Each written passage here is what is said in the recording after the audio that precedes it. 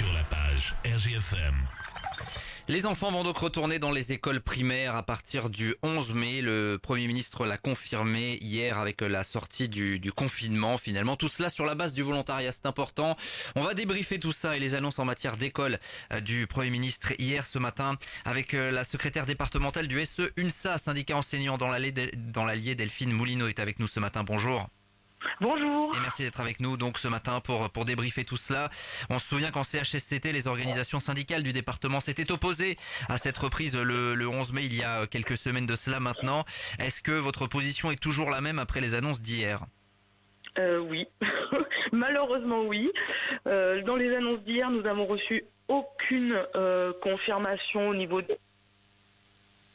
Ah, Delphine Moulineau, est-ce que vous nous entendez ? On a une petite coupure a priori. On va gérer tout ça bien évidemment.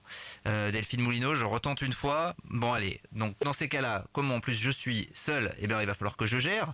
On va gérer ça. On va marquer juste une petite pause quelques instants et on va revenir. Allô ? Oui. On vous retrouve. Ah ça y est. C'est pas oui, ça a coupé. Bon, il y a pas de souci. On va la refaire. Deuxième. On est en direct, mais c'est pas grave. Ça se passe comme ça. Il y a pas de problème. Expliquez-nous donc vous le disiez, votre position n'a pas évolué. Non, on n'a reçu aucune garantie au niveau de la sécurité des personnels. On a même plutôt régressé puisque hier le ministre a annoncé que les enfants n'auraient aucune mesure barrière à respecter si ce n'est la distanciation sociale. On sait pertinemment qu'en maternelle, ça n'existe pas. C'est impossible de faire respecter une distance d'1 mètre à chaque enfant. C'est impossible de nous la respecter avec ces enfants. Ils sont petits quand ils vont aux toilettes, quand ils vont à la sieste, quand il y a besoin de quelque chose. C'est des enfants avec qui on ne peut pas mettre en place cette distanciation-là.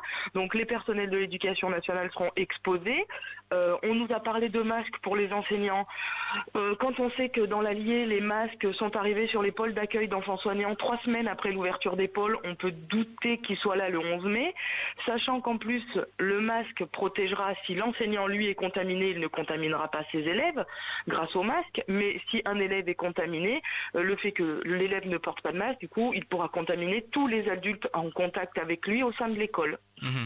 En clair, aujourd'hui, vous dites que les mesures ne sont pas suffisantes et que on va droit à quelque chose de difficile finalement.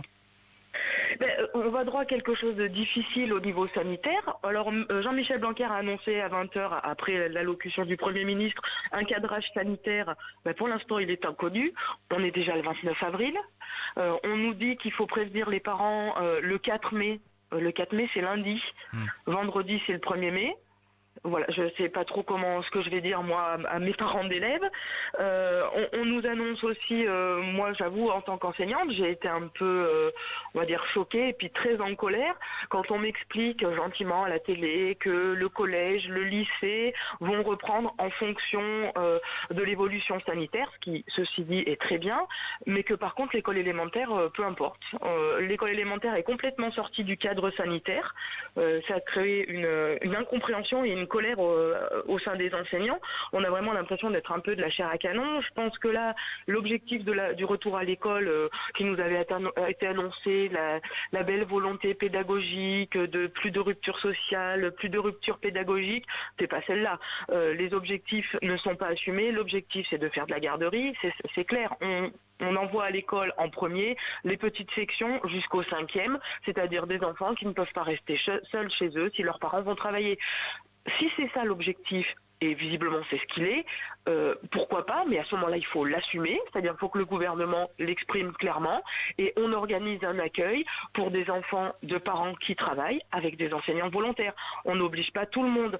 Vous l'avez dit vous-même, c'était sur la base du volontariat pour les parents. Ouais. Un enseignant qui est parent d'élève, s'il n'a pas envie de remettre ses enfants, est-ce que pour lui aussi c'est sur la base du volontariat ? Alors justement, il y a cette question aussi qui nous est revenue de la part d'enseignants qui nous ont posé la question hier. Le volontariat, est-ce qu'il concerne, selon les informations que vous avez, vous aussi les enseignants ? En gros, qui va être face à ces élèves, puisqu'il y en aura forcément qui vont revenir le 11 mai ? Alors le problème il est là, c'est que les infos qu'on a, vous avez aussi les mêmes infos. Il n'y a aucune communication interne. Toutes les informations, nous les découvrons à la télévision. Pour tout. Ça a été le cas pour le confinement. Moi, j'étais devant ma télé le jeudi soir, j'ai découvert que le lundi, j'allais plus à l'école. Nous n'avons aucune communication interne, que ce soit du Premier ministre ou du ministre de l'Éducation nationale. L'administration départementale découvre les choses à la télé en même temps que tout le monde. On a un groupe CHSCT demain matin, donc nous allons poser toutes ces questions-là au groupe CHSCT. Alors, le volontariat, c'est pour les parents, c'est pas pour les enseignants. Donc déjà, les enseignants doivent être au travail. Se pose la question des parents, des enseignants qui sont parents. Si jamais eux ne veulent pas remettre leurs enfants à l'école, est-ce qu'ils ont la possibilité de les garder et de continuer le télétravail? On ne sait pas. Il n'a jamais été question des collègues à risque, des collègues qui ont des pathologies, des collègues enceintes, des collègues qui ont plus de 60 ans. On ne sait pas ce qui se passe pour ces collègues-là. Est-ce qu'ils sont obligés de retourner au travail ou pas? S'ils n'y retournent pas, comment l'éducation nationale met en place leur remplacement? Quand on sait que dans le département, en période, on va dire classique, on a du mal à remplacer toutes les classes, je ne vois pas comment, dans cette période-là, avec des collègues à risque, on aura assez d'enseignants. Il n'a pas non plus été question des enfants MDPH, c'est-à-dire des enfants qui relèvent de la maison des personnes handicapées. Que deviennent-ils? Est-ce qu'ils retournent à l'école? Est-ce qu'ils y retournent avec leur AESH? À ce moment-là, la distanciation sociale, elle n'existe pas. C'est pas possible pour un AESH de se tenir à plus d'1 mètre de cet enfant. Les ULIS retournent-ils à l'école aussi? Les ULIS, c'est une classe très particulière qui doivent aller en inclusion dans une ou plusieurs classes. Donc là, c'est vecteur de microbes. Voilà, l'enfant circule dans toute l'école. Les IME, les IEM. Pourtant, le handicap est une des priorités gouvernementales et là, ça a été complètement oublié. Alors j'imagine que vous aurez évidemment des précisions là-dessus dans les prochains jours, mais ce que vous dites également, c'est que le temps presse finalement. Là, il y a des ponts en plus qui se profilent avec le 1er mai, que vous allez avoir finalement une semaine en gros pour organiser cette reprise. Mais c'est ça, c'est ce qu'on ne comprend pas déjà. Bon, cette reprise pour nous, elle est pas viable dans si peu de temps. On est le seul pays à mettre ça en place à marche forcée, avec une urgence. On fait reposer toute la responsabilité sur les collectivités territoriales, les directeurs d'école. Débrouillez-vous en disant on vous fait confiance, mais s'il se passe quelque chose, qui sera responsable? S'il y a un souci, qui sera responsable? Beaucoup de directeurs s'interrogent. Si jamais dans mon école il y a une contamination, parce qu'un enfant, peut-être que lui effectivement n'a pas beaucoup de risques, et encore quoi qu'on commence à voir apparaître des articles sur des enfants qui auraient des symptômes, mais bon là je suis pas compétente, je suis pas médecin, donc je laisserai quelqu'un de plus compétent que moi aborder ce sujet-là, mais admettons que les enfants, eux, ne risquent pas grand-chose. Tous les adultes qui sont en contact avec eux, eux, risquent, ce qui est le cas des enseignants, mais ce qui est le cas aussi des parents qui vont les récupérer le soir, éventuellement peut-être des grands-parents. On ne sait pas si les mairies vont pouvoir mettre en place cantine, garderie. Quand on accueille un groupe d'enfants à l'école, alors 15 déjà, je vous dirais que 15 c'est énorme, c'est déjà pas viable 15. Si on veut faire au moins ne serait-ce que la distanciation sociale, c'est déjà pas viable dans une classe. Si on accueille un groupe d'enfants, qui s'occupe du deuxième groupe? Est-ce que les enfants sont à la maison avec les parents? Est-ce que la mairie peut mettre en place un accueil? S'ils ont les moyens de personnel, est-ce qu'ils ont les moyens au niveau des locaux? Moi je vois par exemple dans mon école, on a 3 classes. Si on fait 3 groupes en classe et 3 groupes avec éventuellement un personnel de mairie, on ne peut pas les accueillir dans l'école. On n'a pas les locaux suffisants. Il y a plein de questions comme ça qu'on ne peut pas régler en une semaine. La date du 4 mai pour prévenir les parents, c'est intenable. La date du 11 mai, je vous dirais que même monsieur le maire de Clermont-Ferrand, monsieur Bianchi, a dit qu'il n'y aurait pas d'enfants dans ces écoles le 11 mai et que les enseignants viendraient préparer la rentrée.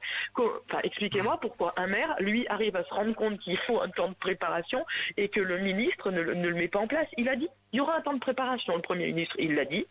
Mais on ne sait pas quand, on ne sait pas quoi, on sait rien. Alors on rappelle donc sur la base du volontariat évidemment pour les écoles primaires à partir du 11 mai. Selon vous, je sais que forcément ce sont des calculs qui sont difficiles à faire, mais vous pensez que voilà la proportion d'élèves qui va retourner à l'école va être importante, ou vous avez vraiment absolument aucune idée là pour l'instant?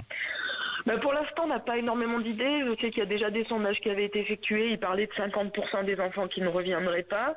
Là, nous, c'est vrai que, en plus, je vous dirais que l'annonce d'hier nous a un peu prise de front, puisqu'au départ, ce n'était que les grandes sections CP et les CM2, les autres classes n'étaient pas concernées.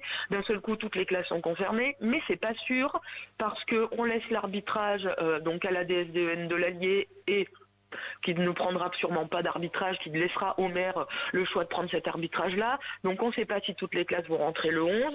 Je pense que tous nos collègues ont fait comme nous, ont commencé à communiquer envers les parents en leur demandant ce qu'ils comptaient faire et pour pouvoir s'organiser. Moi, ce qui m'inquiète un peu, ce qui me mettait en colère, c'est quand on parle de réduire la fracture scolaire.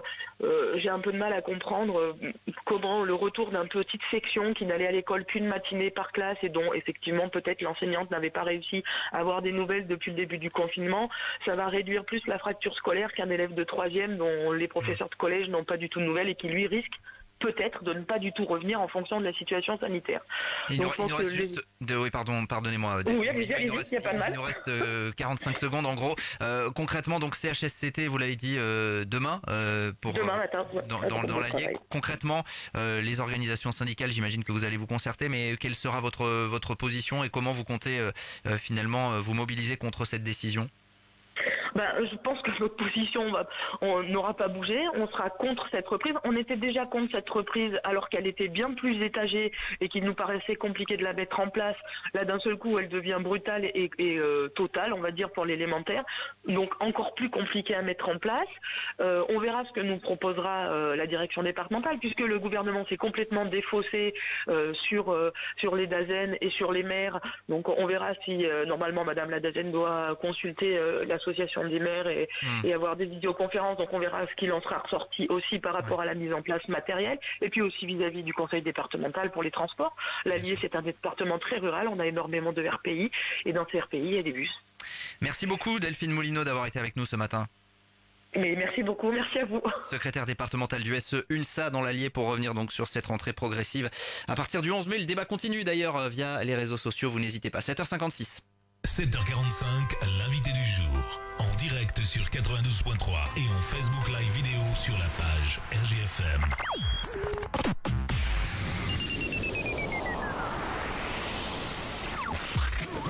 Merci à tous nos annonceurs. Nous les remercions pour